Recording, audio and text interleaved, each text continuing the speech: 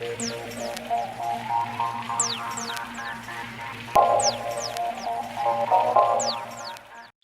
everyone, and welcome to the Weekly Brief with me, your host, Katrina O'Brien. This week I'll be covering what's been going on in this week's politics, world news, national news, entertainment, and lastly, sports.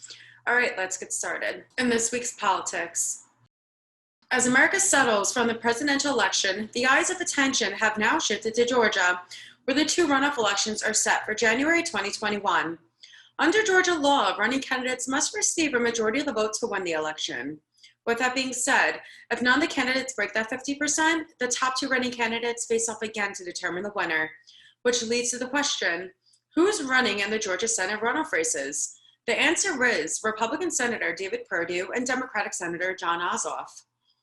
2 weeks prior to the President-elect Joe Biden's inauguration will be the outcome of the Senate election, and that result will leave either Democrats or Republicans in charge, which allows the future elect to influence the President-elect's plans. In this week's world news, on Sunday, China, Japan, and 13 other nations have virtually signed the world's largest trading bloc.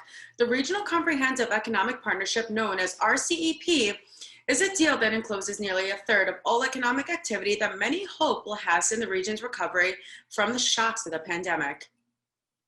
According to ABC News, the deal has powerful symbolic ramifications, showing that nearly 4 years after Trump launches America First policy of forging trade deals with individual countries, Asia remains committed to a multi-nation efforts towards the free trade that are seen as a formula for future prosperity.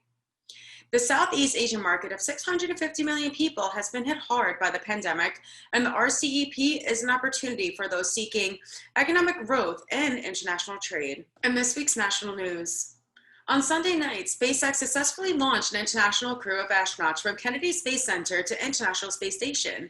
NASA astronauts Mike Hopkins, Victor Glover, and Shannon Walker, along with Japanese Space Agency astronauts Soichi Nagoshi, became the second team to launch SpaceX's Dragon spacecraft Falcon 9 rocket. The rocket had a successful dock at the International Space Station at approximately 4 a.m. on Tuesday, November 17th.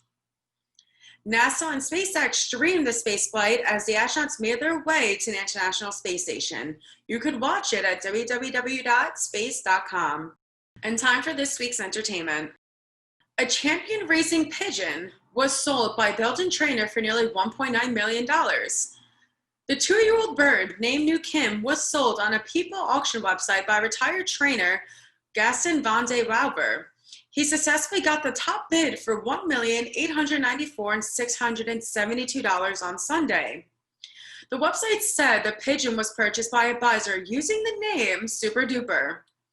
Although the buyer's real name has not been revealed, the website added the same man back in March 2019 paid $1.4 million for a champion racing pigeon named Armando.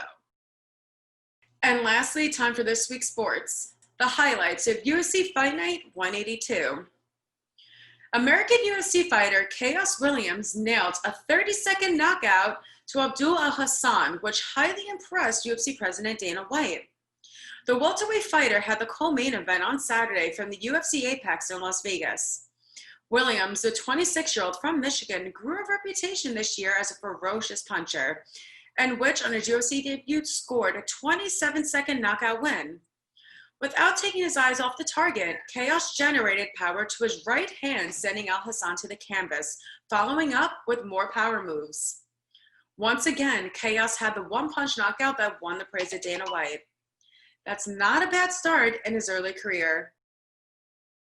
And that sums up this week's brief. If you haven't yet, subscribe to MIC of Sunio Westbury to stay updated on trending topics with me, your host, Katrina O'Brien. Stay well, everyone.